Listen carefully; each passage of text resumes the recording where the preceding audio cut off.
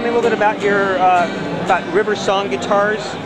Sure. Mike? Yeah, in April we released a brand new guitar design that was totally different than any other guitar. Our neck runs all the way through to the back end of the guitar. This becomes a structure, allowing the rest of this to vibrate, but more importantly, in the hands of the player, you can actually adjust for the perfect feel. So if you want your strings a little higher or lower, you can adjust it microly to be absolutely perfect. And how secure is this so it doesn't, you know? Oh, it's perfectly secure. There's a set screw in the back that locks it in place. Okay. And you can microly adjust it. So. Right, so it's going to definitely stay at that absolutely proximity of whatever action you want to adjust your neck to. Absolutely, yeah. Then from that, we also have intonation adjustments that allow us to adjust the intonation. By sliding the neck of the guitar in and out of the pocket, you can get perfect intonation for your acoustic guitar. So you're always like in tune with the... Yeah, as you play up the neck. So if you use different gauge strings, different heights, you can set your intonation scheme to be perfect for your guitar. I guess, yeah. And we use all solid woods. We have a worldwide patent pending on the guitar, and we just won a national award for innovation for it too. You won an award for national innovation. Cool, man. No, and this is very special because I've never seen anybody make a guitar like this. Yeah, do you want to take some pictures of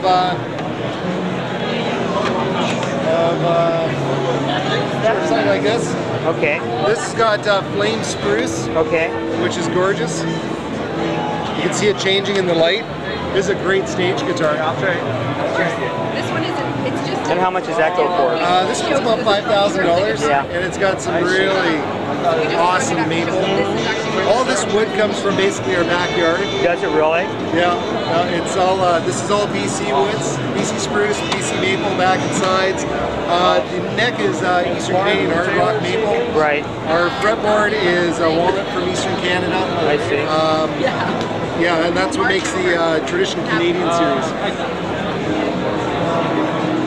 Well, that's cool. And then you have this one that's got Western Red Cedar, which is also, that's the one I like actually. Yeah, it's a really nice combination of woods. So it's rosewood back and sides, cedar top. Yeah, the rosewood isn't from your area there. No, it's not. But it's, what's that, like Indian rosewood or? Yeah, it's Indian rosewood. Okay. Of course, all solid woods. Yeah. Our fretboard's rosewood. Our bridge piece here is rosewood. Right.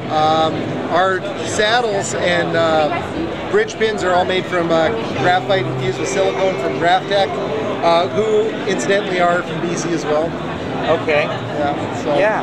Right. And you have a cutaway. We have that cutaway over there. Yeah.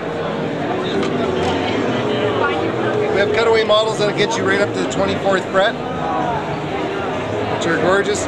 This particular one is a really interesting guitar. It's actually a graduated scale guitar, so it's all fanned, the frets. It's a graduated scale? Yeah, so all the frets are different angles. Each one is a totally different angle. None of them are parallel. What's the advantage of that? You get a longer scale length for the bass string, so more tension, better bass response. Your treble string's a little bit shorter scale length. You can do reaches a little bit better. And also ergonomically, it's a lot more comfortable. And most people don't actually notice it until you mention it, but it's really cool. What did you call that again? I call it a graduated scale, but it's a band fret system. A graduated scale, but a what system? Band fret. Band? Band. Like a band. Band? Band, yeah. And then we have band step? Band fret. Band fret. Yeah, I can write that down for you. Band fret.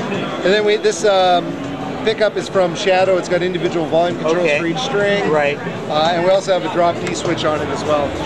A drop D switch, so automatic it goes down to D? You can drop it, it locks it in place. You can go D or E, D all day long. Really? Yeah. And what does that retail for?